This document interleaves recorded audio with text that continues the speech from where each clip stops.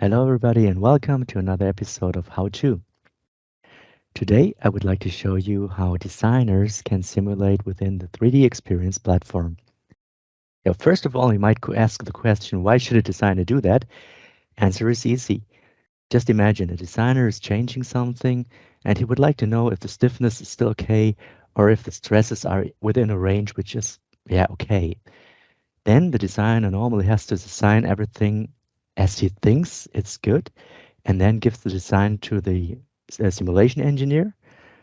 And he tells him some days later that the design is not good enough. So that's a long process and it takes a lot of time. So it's better if the designer can instantly just check if the stiffness is okay or not. So that is a point where a designer might want to simulate on his own. And how to do this in the 3D Experience platform, I would like to show you today. Yes, let's have a look.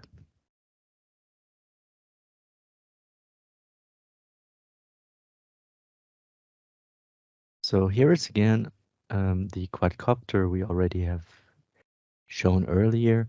And well, the designer might want to change this cantilever, maybe remove this rib and look if the stiffness is still sufficient. So he can open a revision.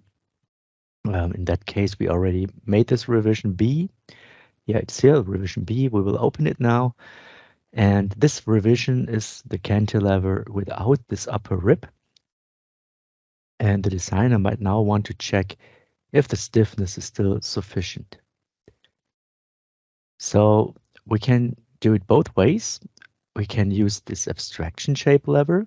We could also directly simulate on the geometry, but in that case, I want to show the way over the abstraction shape because that gives us more possibilities.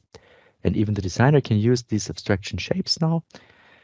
And so what we do is we copy the part into the abstraction shape, and that gives us the possibility to make some changes in order to defeature the structure for simulation without changing this original geometry.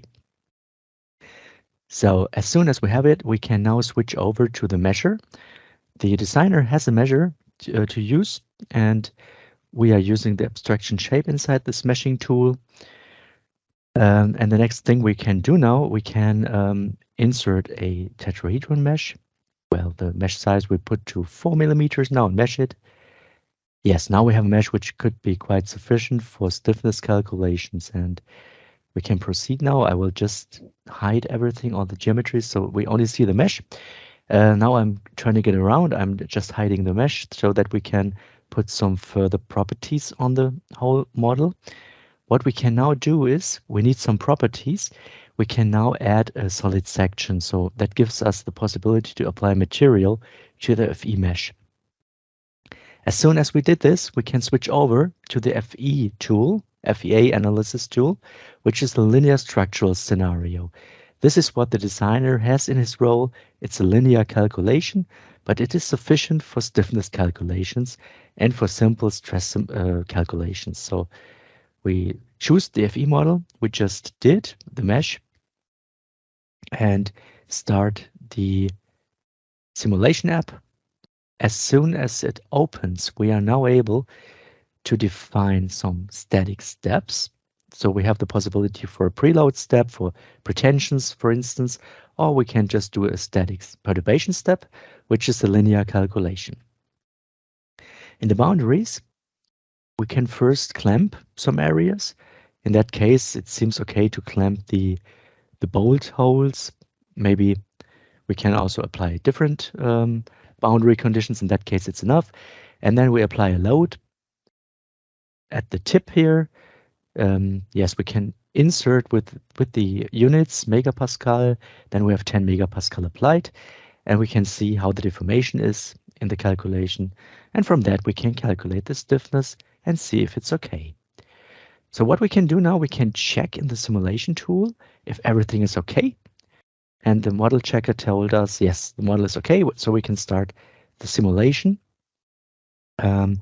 Yes, we can choose how many cores we would like to use.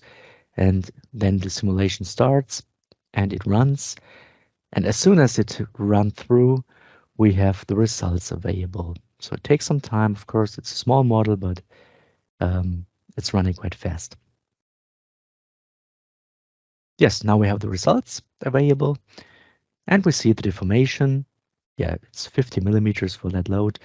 So the designer can now decide if it's stiff enough or if he still needs some rip. So he could do the next variant, variant B, variant C, and so on. And in the end, when he's finished, he can give his finished design to the simulation experts and they can simulate this cantilever within the complete assembly to check it. So that is the approach how simulation and design go together, and the designer can decide on its own if a model is sufficient or not. So that's the simulation for designers, part one. So in the next part, in part two, I'm going to show you how to do that within CATIA V5. Thank you very much for watching. Goodbye.